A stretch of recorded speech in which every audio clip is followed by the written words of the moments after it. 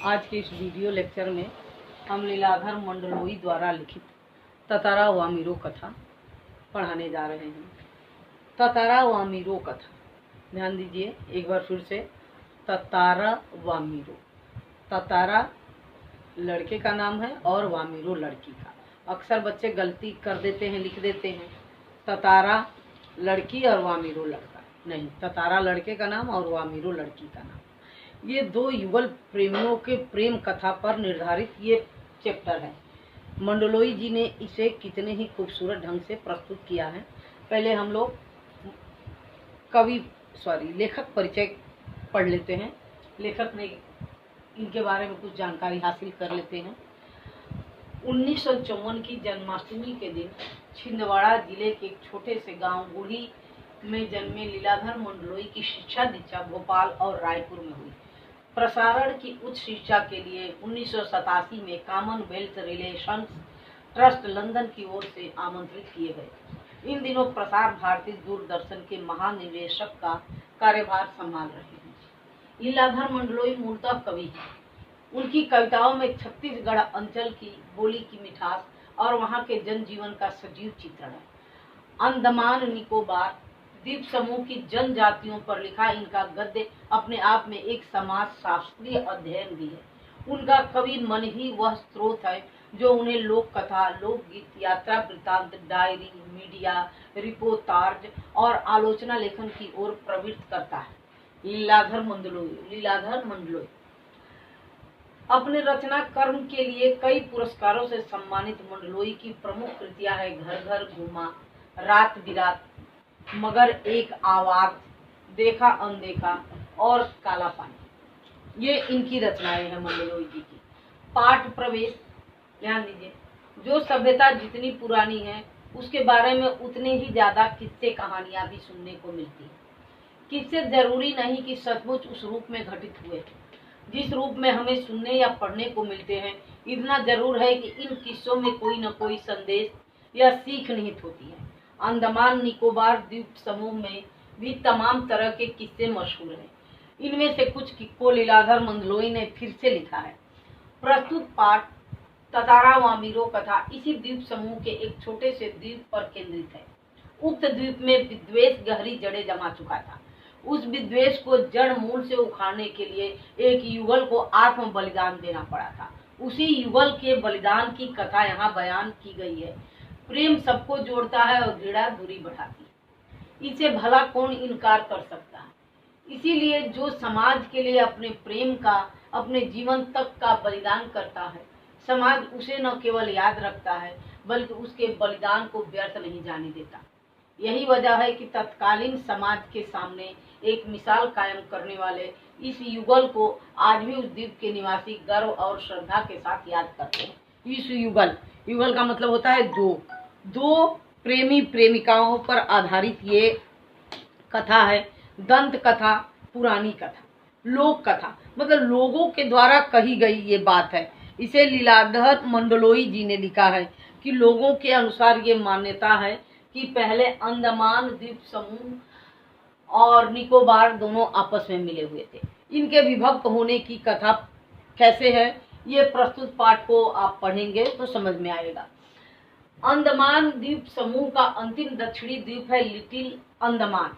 यह port Blair से लगभग 100 किलोमीटर दूर स्थित है। इसके बाद निकोबार द्वीप समूह की श्रृंखला आरंभ होती है, जो निकोबारी जनजाति की आदिम संस्कृति के केंद्र है।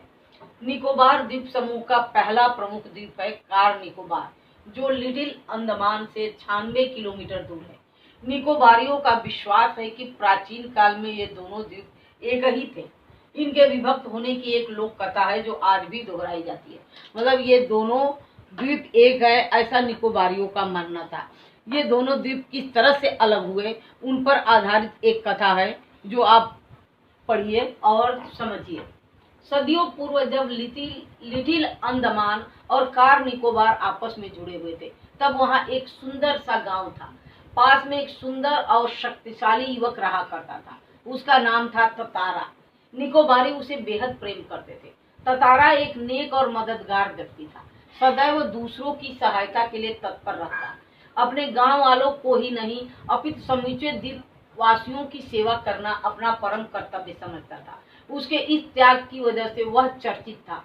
सभी उसका आदर करते, वक्त मुसीबत में उसे स्मरण करते और वह भागा भागा वहां पहुंच जाता। ध्यान दीजिए, जब आप लोगों की मदद करेंगे, लोगों के सुख दुख, लोगों के त्योहारों में आप शामिल होंगे, तो जाहिर सी बात है कि सबके प्रिय हो जाएंगे। तो तातारा वैसे ही सबका प्रिय था, क्योंकि लोग उसे बुलाते, अपनी समस्याओं को बताते तो उनको वो सुनता, उनकी समस्याओं को दूर करता, उनके खुशी में खुश होता, उनके दुख में दुखी होता। इस तरह से तातारा एक व्यक्तित्व का और आकर्षक था। साथ ही आत्मीय स्वभाव की वजह से लोग उसके करीब रहना चाहते। आत्मीय स्वभाव यानी लोगों को अपना समझना, यहाँ से शायद हमने पढ़ा। परम कर्तव्य समझता था। उसके इस त्याग की वजह से वह चर्चित था। सभी उसका आदर करते, वक्त मुसीबत में उसे स्मरण करते और वह भागा भागा वहां पहुंच जाता। दूसरे गांवों में भी पर्व त्योहारों के समय उसे विशेष रूप से आमंत्रित किया जाता।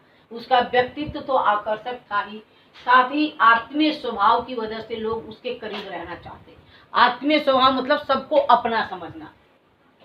पारंपरिक पोशाक के साथ वह अपनी कमर में सदैव एक लकड़ी की तलवार बांधे रहता। वो हमेशा उस परंपरा के अनुसार वस्त्र पहनता तथा उसकी कमर में एक लकड़ी की तलवार बंधी रहती। लोगों का मत था, बावजूद लकड़ी की होने पर उस तलवार में अद्भुत दैवीय शक्ति थी। तातारा अपनी तलवार को कभी अलग न होने देता, उसका दूसरों के सामने उपयोग भी न करता, किंतु उसके चर्चित साहसिक कारनामों के कारण लोग बाग तलवार में अद्भुत शक्ति का होना मानते थे। मतलब लकड़ी के होने के बावजूद भी उसको लोगों का मानना था कि उसकी तलवार में दैवी शक्ति है, जबकि उन्होंने कभी उसका प्रयोग नहीं किया था तातारा ने, फिर भी लोग उसकी तलवार के बारे में ये जानते थे कि उसमें अद्भुत दैवी शक्ति है। तातारा अपनी तलवार को कभी अलग न होने देता, उसका दूसरों के सामने उपयोग भी न करता, किंतु उसके चर्चित साहसिक कारनामों के कारण लोग बाग तलवार में अद्भुत शक्ति का होना मानते थे। तातारा की तलवार एक विलक्षण रहस्य थी। एक शाम तातारा दिन भर के अथक परिश्रम किया, समुद्र किनारे टहलने निकल पड़ा। सूरज समुद्र से लगे क्षितिज तले डूबने को था।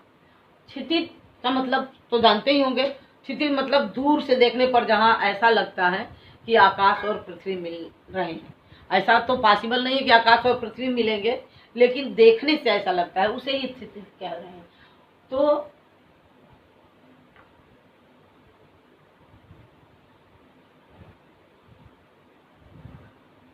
समुद्र से लगे क्षितिज तले डूबने को था सूरज।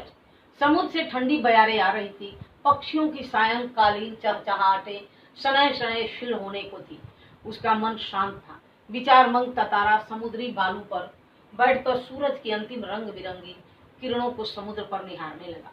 तभी कहीं पास से उसे मधुर गीत गूंजता सुनाई दिया। गीत मानो बहता हुआ उसकी तरफ आ रहा हो। बीच बीच में लहरों का संगीत सुनाई देता। गायन इतना प्रभावी था कि वह अपनी सुध बुध खोने लगा। लहरों के एक प्रबल वेग ने उसकी तंद्रा भंग की। तंद्रा मतलब उस वो जो था तातारा उस गीत में अपने आप को खो दिया था। संगीत गीत गूंज सुनाई दिया। गीत मानो बहता उसकी तरफ आ रहा हो। बीच बीच में लहरों का संगीत सुनाई दिया। गायन इतना प्रभावशाली था कि वह अपनी सुध बुध खोने लगा, मतलब अपनी चैतन्यता भूलने लगा। लहरों के एक प्रबल वेग ने उसकी तंद्रा भंग की। उस समय लहर एक तेजी से लहर आई और उसकी तंद्रा को भंग कर दी। चैतन्य होते हुए वह उधर बढ़ने को विवश हो उठा जिधर से अब भी चैतन्य हो गया, मतलब उसे कुछ अपने अंदर चेतना जब जागृत हुई तो वो उस गीत की तरफ बढ़ने लगा। गीत के स्वर बह रहे थे। वह विकल सा उस तरफ बढ़ता गया।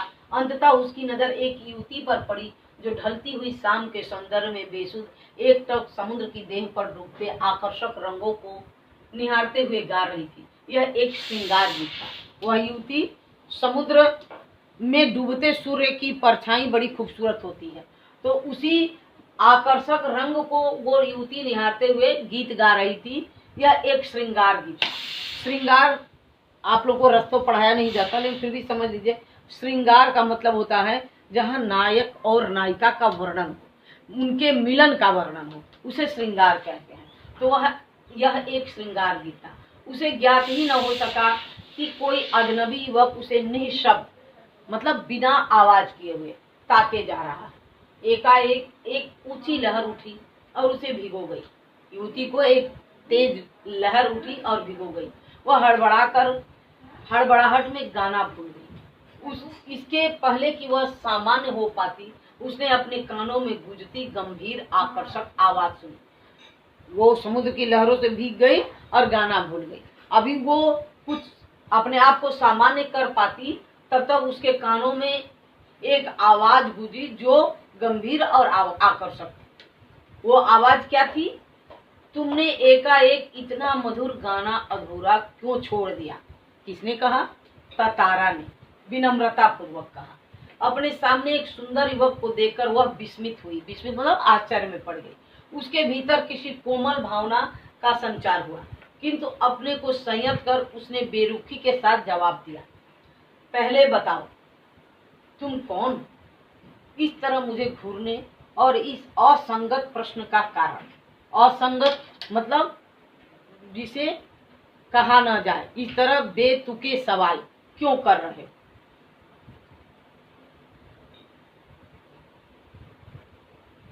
प्रश्न का कारण, अपने गांव के अलावा किसी और गांव के युवक के प्रश्नों का उत्तर देने को मैं बाध्य नहीं।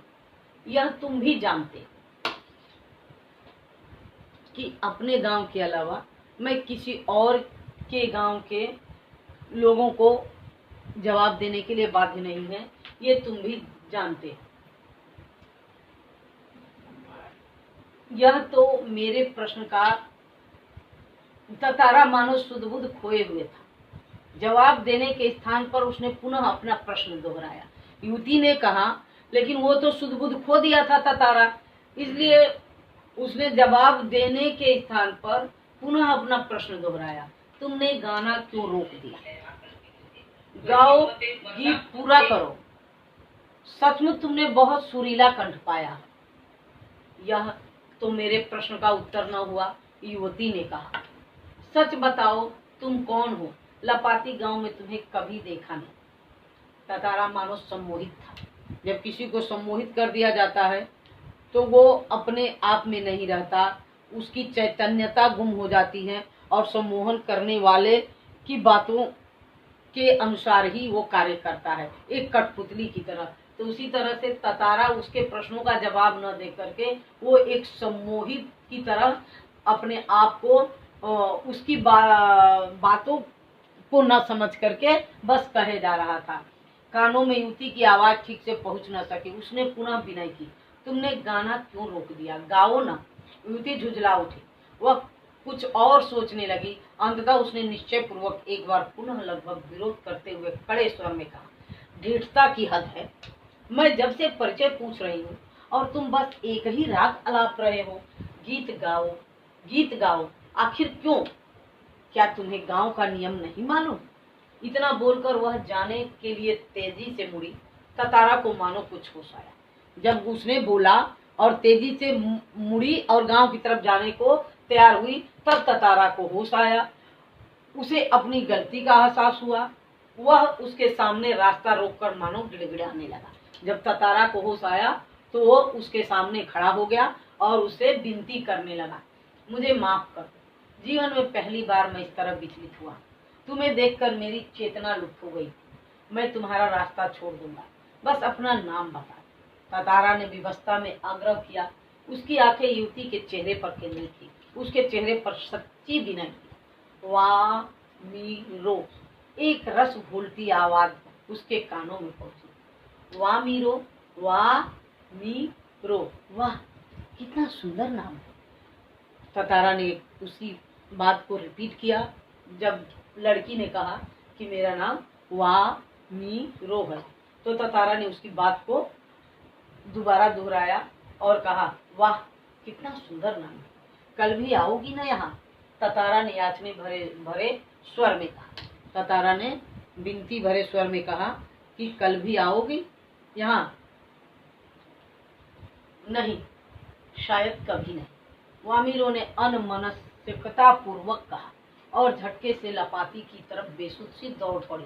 पीछे ततारा के वाक्य गूंज रहे थे। मतलब वामिरों ने जब व्यक्ति की स्थिति क्या करूं और क्या न करूं, उसे कहते हैं किंग कर्तव्य विमूढ़ की स्थिति, क्या करूं क्या न करूं। तो अनमनस्कता का मतलब है कि चाह भी रही थी और नहीं भी चाह रही थी, क्योंकि उसके गांव का नियम था कि अपने गांव के अलावा किसी और गांव के व्यक्ति से कोई बात नहीं कर सकता। तो इसीलिए है कि अनमनस्कता पूर्वक कहा और झटके से लपाती की तरफ बेसुध सी दौड़ पड़ी।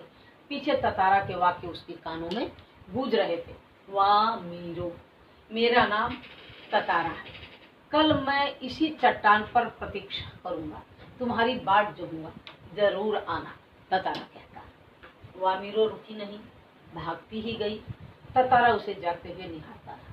वामिरो घर पहुंचकर भीतर ही भीतर कुछ बेचैनी महसूस करने लगी। उसके भीतर ततारा से मुक्त होने की एक झूठी छटपटाहट थी। ध्यान दीजिए, मतलब वामिरो भी ततारा के प्रति आकर्षित हो गई थी और ततारा की बातें उसके कानों में गूंज रही थी तथा वो ततारा की यादों को दूर करना चाहती थी। इसलिए उसे उसकी बेचैनी थी, झूठी बेचैनी थी, छटपटा रही थी, लेकिन वो छटपटाहट में भी प्रेम था, अपनापन था।